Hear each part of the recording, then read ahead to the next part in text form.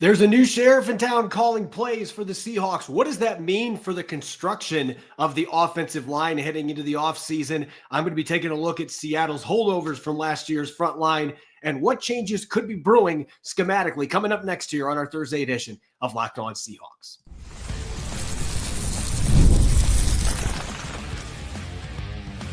You are Locked On Seahawks, your daily Seattle Seahawks podcast. Part of the Locked On Podcast Network, your team every day. Greetings, 12. This is Corbin Smith, host of the Locked On Seahawks podcast, your daily Seahawks podcast, part of the Locked On Podcast Network, your team every day. A special thanks to each and every one of the 12s who are tuning in, and thank you as always for making Locked On Seahawks your first listen 5 days a week. Whether you're listening in nearby Sammamish, Washington, or down in Corpus Christi, Texas, we appreciate each and every one of you. Klint Kubiak was named as the Seahawks' new offensive coordinator last Sunday. There's going to be ripple effects felt throughout the entire offense, personnel-wise, especially on the offensive line. I'm going to be taking a look at what things could change with Klint Kubiak being the offensive coordinator, how personnel could be affected, particularly with free agency coming up first on the offseason calendar. We've got a Thursday mailbag, and then I'm going to be taking a closer look at Seattle's 2022 draft class and which players should be the top priorities right now to get extended with new contracts, and which players it might still be wait-and-see mode on heading into the 2025 season. This episode is brought your way by Prize Picks. Go to prizepicks.com/LockedInNFL and use the code all lowercase LockedInNFL to win $50 instantly when you play $5. Now for your lead story here on our Thursday edition of Locked On Seahawks. As we've talked throughout the week, the personnel for the Seahawks on offense, there's going to be plenty of questions from the skill players to the quarterback and to the offensive line in terms of who's going to be back, which newcomers are going to be brought in that are going to be a better fit for Klint Kubiak's system. And as we've talked about, I think that Geno Smith and even Sam Howell to an extent are good fits for what Klint Kubiak has done in the past and what he has asked his quarterbacks to do. The strengths of his offense fit with the strengths of both of these quarterbacks, particularly Geno Smith. I think the receivers are really good fits in this offense, even the tight ends.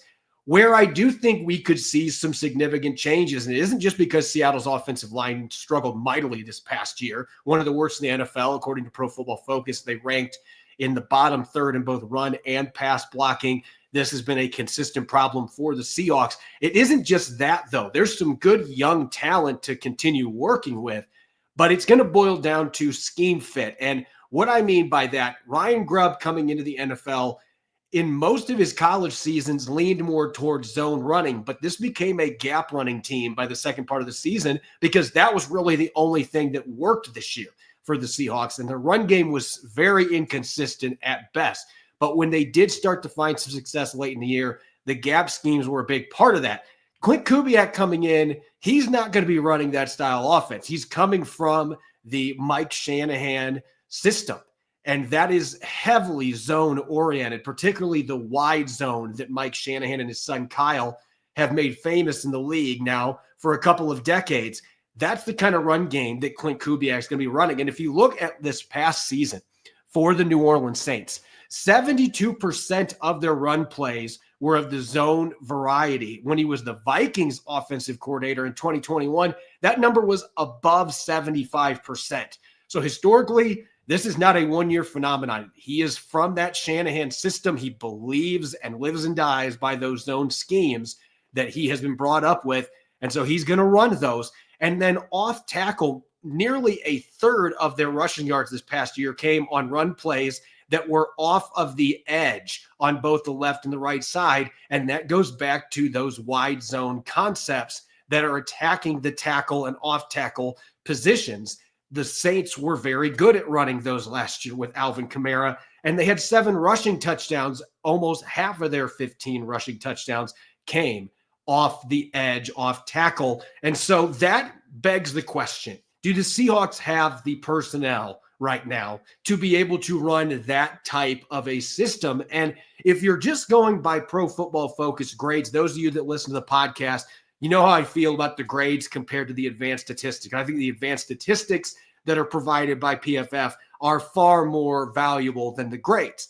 but we don't necessarily have anything else that we can look at unless you're going to dive into the film, which I certainly have done. I will add that context with the numbers here. But when you look at the Seahawks blocking this season, zone and gap split up, Charles Cross is the only offensive lineman, and those of you watching on YouTube can see the color coding. I have a teal color for the players that are 70 or better. To me, that is a really good score. If you get a 70 or better, Charles Cross is the only player that got 70 plus, both in zone blocking and gap blocking. Abraham Lucas, albeit in just 7 games, he got a 72.2 in zone blocking. His gap blocking was a subpar 56.1. Anthony Bradford, Satoa Lamea, and Christian Haynes, the 3 players who played significant snaps at right guard, all 3 of them had failing grades in gap blocking, but they actually scored pretty well in the zone blocking department. Bradford was the highest at 67.8, and then Olu Oluwatimi was about the same in the low 60s in both. Laken Tomlinson was significantly better in zone blocking. Those numbers don't necessarily match everything that I saw on tape, though. As I mentioned, this was a better football team running the ball this year when they did gap schemes in general, and those PFF grades suggest the opposite. But you did not see Seattle's guards in particular. Their guards were not able to consistently in those zone concepts execute the reach blocks and show off the lateral mobility that you've got to have, particularly with wide zone. You're asking your play side guard to be able to reach out on a 3-tech and prevent them from slanting hard and blowing up plays. That is really difficult to do. You have to have athletic, talented guards to do that. And the backside, you got to be able to reach the 1-tech that's on the inside of you, or a head up 0-tech defender. You have got to be able to reach those players. These are not easy assignments. And the Saints had some success with their zone concepts last year because their guard play, at least grade-wise, was a lot better than what the Seahawks would. Really, the Saints' strength for their offensive line last year was their interior, their guards, and their center. Tackle was an issue, especially with Ryan Ramczyk missing the entire season with an injury. They had their issues at tackle. Wide zone, you can get away with having tackles that maybe aren't quite as athletic because they're not being asked to make those really difficult reach blocks that the guards are. So I think when you look at Seattle's guards, I do think Christian Haynes, I know it was a rough rookie year, but Christian Haynes has the athleticism and he's got really good tape in college as a zone blocker. I think he can excel in this scheme. Lamea is a better athlete than advertised, even though he had poor grades in zone blocking in college at times. I see some potential there from him. Anthony Bradford's actually the one that I'm most skeptical about because to me, his game is more predicated on flying out of his stance and blowing people up because he's a 330-plus pound guard. But PFF gave him that really good grade in zone blocking. I saw a lot of misses on reach blocks on film this year, though. So I'm wondering where he fits in this equation. I like Haynes and Lamea better from that standpoint. And I think you can add a draft pick as well. We're going to dig deeper into the guards class next week. We're going to start looking at that from a draft perspective. What I want to focus on today, though, is what's coming first. And that's next, really a little over a month from now, the free agency cycle that's going to start on March 12th. And there are some really fun guards that are in this free agent class. There's some older ones. There's some really young ones that are just coming off their rookie contract. And there's a lot of them that were really good zone blockers, at least when you're looking at the grades that PFF dished out. Film-wise, Kevin Zeitler, longtime veteran that played for the Bengals, the Browns, the Ravens, last year the Lions. Zeitler was the highest graded zone blocking guard in the NFL last year, and he deserved it. You watch Lion games, he was absolutely terrific on zone blocks. Trey Smith in Kansas City, I think you're going to have to pay $20 million a year to get him. Zone blocking is a big strength for him. Mekhi Becton in Philadelphia, he has resurrected his career moving inside, and he's not just a mauler. He's also got that tackle background, the light feet. He's a dancing bear that can get to people at the second level. He can execute reach blocks. Becton may be worth that roll of the dice because he's still a young player. You can say the same for Tevin Jenkins from the Bears, another player that scored favorably in Chicago. That second tier of players, Aaron Banks with the 49ers, Lucas Patrick with the Saints. He played last year for Klint Kubiak in New Orleans, and I don't think you'd have to break the bank to bring him in. That could be a solid stopgap guy if you're wanting to go that route. Somebody like Aaron Banks taking him from San Francisco and adding him to your offensive line. he still seemed to be a player that's got some untapped upside. And a few other guys of note, Robert Jones in Miami, Zach Martin, who has been a perennial All-Pro. I think his career could potentially be over, but I still got him on this list because he's been such a great player and he's been consistently good in zone and gap blocking. And Patrick McCarry, I don't feel like the fit in this offense is as good as if the Seahawks would have brought in Hank Fraley as their offensive coordinator. If they were going to be running more gap schemes, then I think McCarry would be a better fit. Not that he couldn't come in and do a better job than what Seattle has had. And he does have that link to Mike McDonald since they were both in Baltimore. But I think the athletic guards that are on this list that have excelled in zone blocking before, those are the ones you're looking at. You could go for a big fish like a Trey Smith. You could try to get Kevin Zeitler, who's maybe got 1 or 2 good years left in the league, to come and bring some of your younger guys up behind him and be a mentor in the starting lineup. But there's some intriguing players on that list that I don't know that you have to pay a ton of money in free agency, and they can be upgrades, at least in the short term. So John Schneider's got some options there. I think this is a pretty solid guard free agent class for the Seahawks to be able to potentially upgrade this group if John Schneider is willing to spend the money. And of course, that is the $1 million question. I would expect that there's going to be changes with this team. The guard spots, that's where the personnel changes could be because of the emphasis on zone, particularly wide zone in Klint Kubiak's offensive scheme. Up next, I'm going to be answering your mailbag questions here on Locked On Seahawks. This episode is brought your way by TurboTax. Are you tired of the endless waiting, wondering, and worrying about your taxes? Well, now that's a thing of the past. Taxes don't need to be complicated or stressful, and TurboTax is here to change the game by matching you with a TurboTax expert who can get the work on your return done right away. No more waiting for answers. No more wondering if you're missing out on deductions. Whether you've got one form or 20, TurboTax experts give your taxes their undivided attention while you get real-time updates on their progress so you can focus on what really matters. You won't have to lift a finger, but you'll get the peace of mind knowing your taxes are being handled by the pros. Ready for stress-free taxes and the most money back guaranteed? Head over to TurboTax.com today and get matched with your expert who's ready to take your taxes off your plate so you can focus on your day. Only available with TurboTax Live full service. Real-time updates only on the iOS mobile app. See guaranteed details at TurboTax.com/guarantees. Welcome back to the Thursday edition of Locked On Seahawks. This is your host, Corbin Smith. A special thanks to all the 12s who are tuning in, and thank you as always for making Locked On Seahawks your first listen 5 days a week. We greatly appreciate it. For your second listen, don't forget to check out Locked On NFL, which is now twice a day. Tons of great Senior Bowl content coming from both of our hosts, Tyler Rowland of Locked On Titans with your morning cup of NFL Espresso, and Tony Wiggins of Locked On Jaguars, still riding high with the hire of Liam Cohen as the new coach for Jacksonville. He brings the humor and analysis you won't find anywhere else. Locked On NFL twice a day. You can find it on YouTube and wherever you listen to your podcast. Make it your second listen after Locked On Seahawks. It's time for our weekly mailbag. We've moved them to Thursdays because that is my solo show. It's the best time to get to the questions and really attack as many of them as we can. First one is coming our way, courtesy of Ori on Blue Sky. If Seattle decides to move on from Geno Smith, is there any sliver of hope Russell Wilson comes back for an encore? Some fans may not even view that as a sliver of hope, given the way that Russell has played the last couple of years. There's been his moments. I thought he had a stretch last year in Pittsburgh that he actually played pretty well.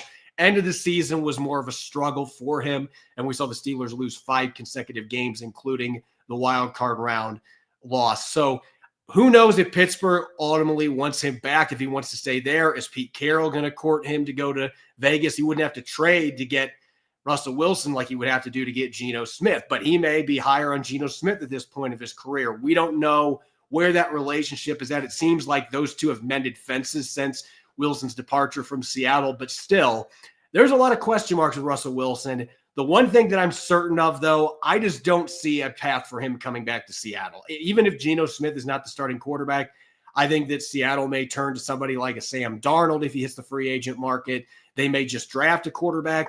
Maybe Kirk Cousins comes in because he's played with Klint Kubiak and had a lot of success. Maybe he thinks he can get another good season or two out of him. Who knows?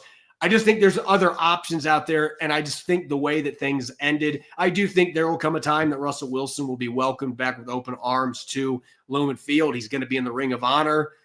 Could be a Hall of Fame player that spent most of his career in Seattle. I just don't know that right now that the Seahawks have interest in bringing him back and rolling that back at the quarterback position. I think they'd rather just stick with Geno Smith. We shall see. I just don't think there's much of a sliver of hope that that is going to happen, and we're going to see number 3 back in Seattle as a player.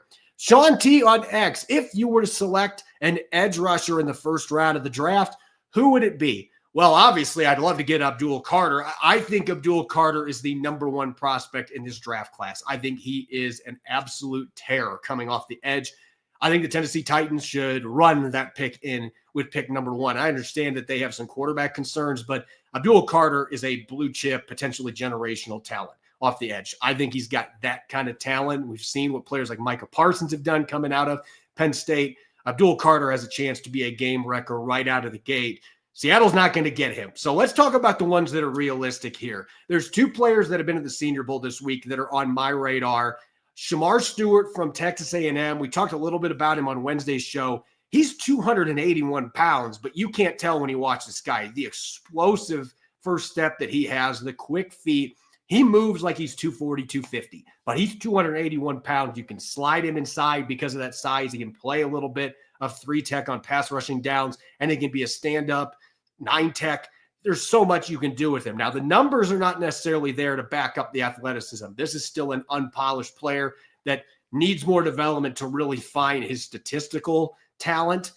Didn't always show up at Texas A&M, but I've loved what I've seen on film. I think there's a lot of fun upside there as a mid-first round pick.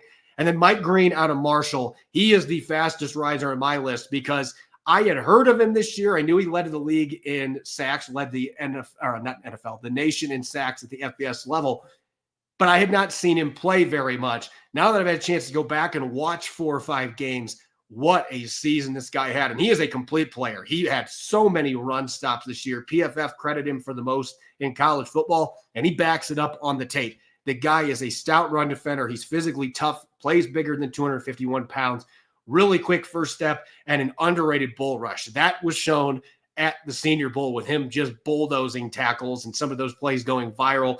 I don't know that either one of those guys makes it to the Seahawks at 18, but if they do, I think Seattle's strongly going to consider the best player available option there. Both those guys are premium level talents at a premium position that the Seahawks are going to have some questions that they have to answer. One of them I'll be looking at later in the show. Huckstrologer on X. I've heard there aren't many true first-round prospects. How likely is it we trade back and get another day 2 pick this year? So this is always a tricky question to answer when we're in, late January because the draft is such a fluid process. But more times than not, when you're talking about a class that is top-heavy in the sense there's only a handful of true first-round grades, you end up with a lot of wild results. And so you don't necessarily know whether there's going to be trade-up opportunities. In theory, you would think, well, if there's only 10 or 11 guys with first-round grades, why would anybody want to trade up to number 18? But all it takes is there being a pass rusher or a quarterback that a team in the 20s wants to draft. And at that point, it's worth it to move up for a premium position like that. So a lot of it really depends how the draft plays out. This is not a great quarterback class. And let's say that 3 quarterbacks are picked for the Seahawks or even on the clock. I think it's possible that somebody like a Jackson Dart could end up sneaking into the first round.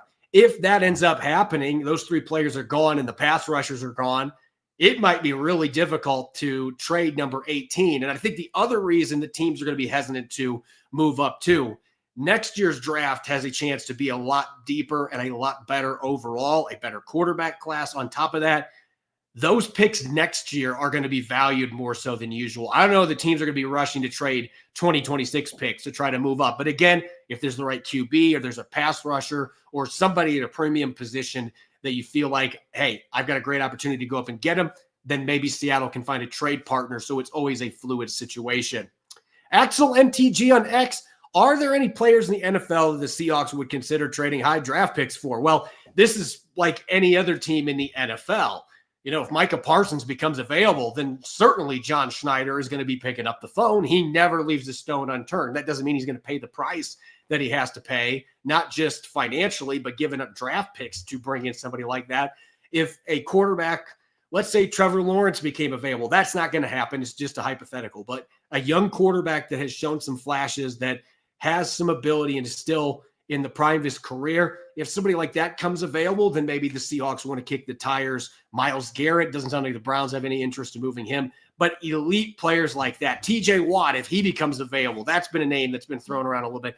Those elite of the elite, those are the guys that you're willing to give up high draft picks for to bring in and add to your football team. I don't know that we're going to see any splashy trades like that, especially with the Seahawks being involved at this point, but John Schneider's shown in the past that he's willing to do it for the right players.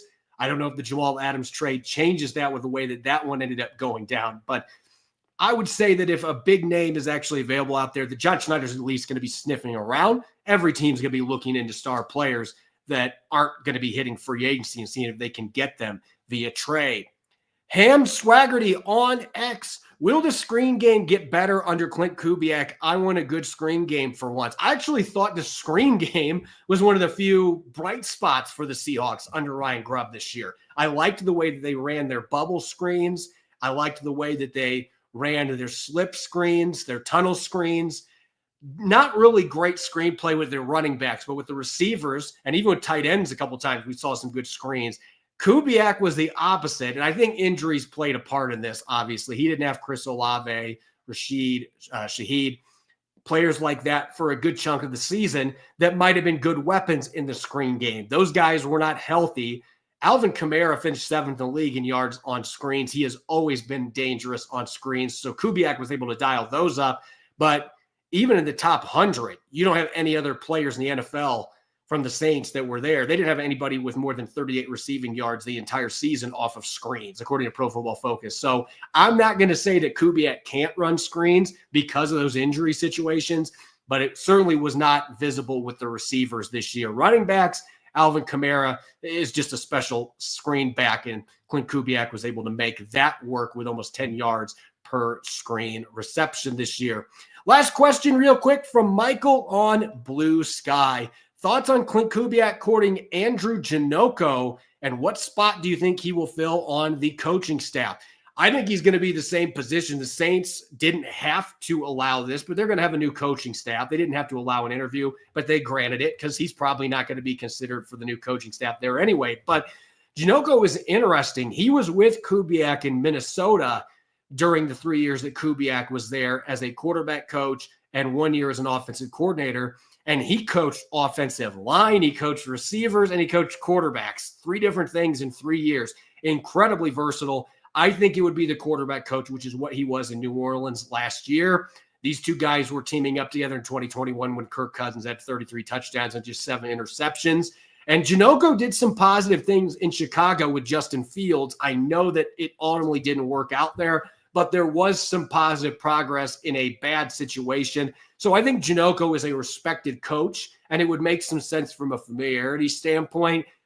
The Seahawks are going to have to interview at least one minority candidate now with league rules. The Rooney Rule now applies to quarterback coach and some of those other assistant positions. So they are going to be taking a look at a number of coaches, but I would not be surprised if Andrew Janocko is the guy because of those ties. He's coached with Kubiak quite a bit, and they have similar ideology with how they coach quarterbacks. So I think there's a very good chance that he's going to be coming out to Seattle and having that same role with the Seahawks. Up next, free agency is just around the corner, and that isn't just for players that are heading towards the market. There's also players with 1 year left in their deal. The Seahawks have been regulars at signing players to new contracts with 1 year left. Could any of their 2022 draft picks be in line for an extension here in coming weeks and months? I'm going to be checking that out up next here on our Thursday edition of Locked On Seahawks. This episode is brought your way by Game Time. You shouldn't have to think about skipping a car payment when you want to buy tickets to your next big event. Game Time is the fast and quick way to buy tickets for all the sports, music, comedy, and theater near you. They offer killer last-minute deals with all-in prices and views from your seat. You add in their best price guarantee, Game Time takes the guesswork out of buying tickets. Recently, I was looking for tickets to an upcoming Colorado Avalanche game using the Game Time app, and with Game Time picks, I found amazing deals and could even see the view from my seat before buying. The super deal was particularly impressive, offering amazing seats at unbeatable prices. Plus, the app's all-in pricing shows the cost upfront total. You don't have any surprise fees once you get to the checkout. Game Time has deals on tickets right at the day of the event, and with a Game Time guarantee, you'll always get the best price to write your own memories. If you find tickets in the same section in a row for less, Game Time will credit you 110% of the difference. Take the guesswork out of buying tickets with Game Time. What time is it? It's game time. Welcome back to the Thursday edition of Locked On Seahawks. This is your host, Corbin Smith. A special thanks to all the 12s who are listening in, and thank you as always for tuning in and making Locked On Seahawks your first listen 5 days a week. We greatly appreciate your daily support of the podcast. Free agency is just around the corner, and of course, the biggest storylines for the Seahawks are going to revolve around re-signing Ernest Jones, maybe Jaron Reed, and the future of players like DK Metcalf, Tyler Lockett, Draymond Jones, who could be potential cap casualties. Those are the present dilemmas, so to speak, that the Seahawks have to sift through during 2025 free agency. But John Schneider also likes to do extensions with 1 year remaining on contracts, and that means the 2022 draft class, which obviously has been a pretty good one for the Seahawks since these players came into the league 3 years ago. John Schneider's got to figure out which ones that he wants to extend, at what price he's willing to do that. These negotiations could be tricky with some of these players. For others, it may be a little simpler. And I'm looking at it from this perspective. To me, there's three categories. Anytime that you are looking at a draft class that is entering the final year of rookie contracts, and first rounders, maybe there's 2 years left for that fifth year option if the Seahawks pick it up. But generally, most of your draft picks, second through seventh round, those guys are going to be entering the last year of their contract. There's three ways that I look at it. The one, maybe you could call it the Larry the Cable Guy division. Get her done. Get the guy re-signed now. That needs to be a top priority. The wait and see, we've seen some good things, but there's also some reasons to be hesitant or cautious about a new contract. And then the let them walk division. And that would be players that either haven't lived up to their draft status or late rounders where, hey, maybe we'd be willing to bring them back on vet minimum on a new contract, but otherwise, look, we don't need to spend any more money. They haven't done enough on the field. So when I look at Seattle's 2022 draft class, let's start with Charles Cross, because I thought that he took a decent step forward this year, but I don't know that he has arrived yet as that top 10 caliber tackle. PFF grades would suggest that he has. Film, not quite as much. There were some really good moments. There also were a lot of plays where it felt like he was still getting manhandled by physical, powerful pass rushers. He got beat on rip moves a few times. I still see a player that's got a lot of room to grow. He's still a young player too. You have that fifth-year option if you want to use it. It's going to be a pricey one, but if you want to have another extra year for evaluation before you fully invest another contract in the former top 10 pick, you have that option. And so for that reason, I'm still saying wait and see on Charles Cross, because if he's looking to be paid like a top 10 or even a top 5 tackle, I'm going to have some hesitation at this point because I have not consistently seen that level of play to this point. But I've got the last year in his rookie deal. I've got that fifth-year option tucked away that I can use. They've got till May to accept that or decline it. Whatever they choose to do, that's going to be telling on what they're looking to do as far as Charles Cross goes. If they give him that extra option that, hey, we're trying to open the door for a little longer evaluation period before we court him long-term on a second contract. So I'm going wait and see with him. As for the 2 second rounders, I've got a little different viewpoint on both these.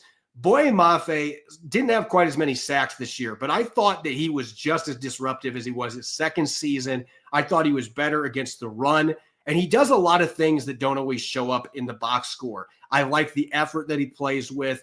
I love the pursuit that he has running guys down, his ability to create forced fumbles, batted passes at the line of scrimmage. He's probably the best the Seahawks have up front at doing that. There's a lot of things that he is still improving at by game. I would be disappointed to see him gone. Now, I don't know what the price is going to look like. He hasn't hit double-digit sacks in a season, so maybe you can re-sign him without breaking the bank, but I think it's going to be a fairly expensive contract for a guy who's still got a lot of potential to improve. At the same time, I think it would be worth it at this point. I do have questions long-term with a number of Seattle's edge rushers. He is not one of them. I still think Boye Mafe can be a much better player than we've already seen. So for him, I've got him in the get-her-done division. Get this contract done. I'd like to see Seattle actually extend a young pass rusher and continue to let that guy develop particularly in Mike Macdonald's system.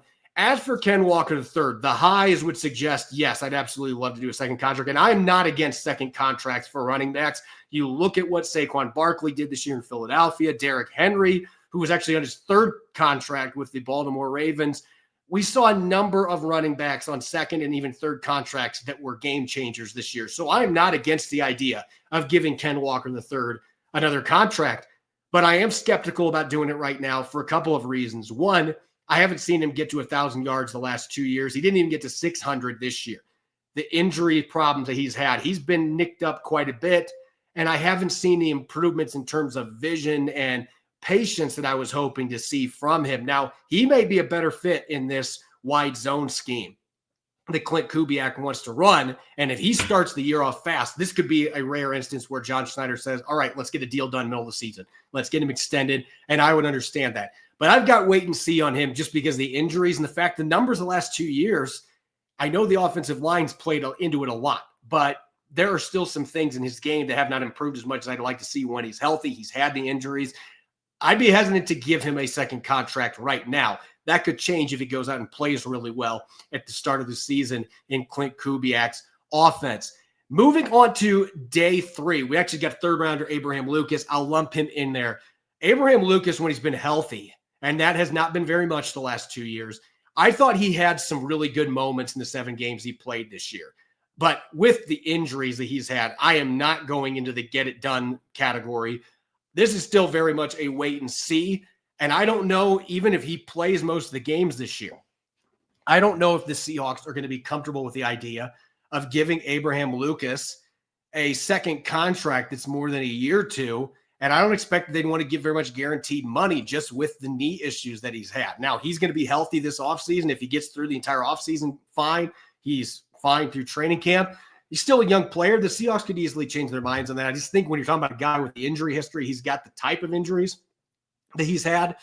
That is not somebody I'd be rushing to sign unless the deal was significantly lower than market value just because of those injuries. Then I'd come back and get it done. But I think that that's one that will be complicated by the injury situation and concerns about his knees moving forward. And as for the rest of this draft class, there's only a couple other players that are still on the roster: Kobe Bryant, Riq Woolen, and Derek Young.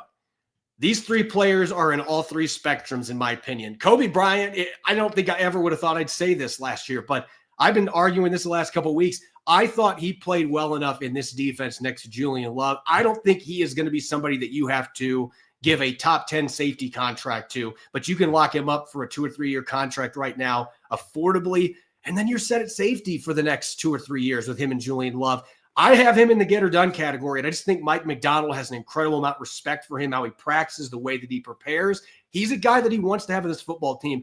I think Kobe Bryant gets an extension this year. That's my prediction. They extend his contract. He and Julian Love are going to be together for the next several years.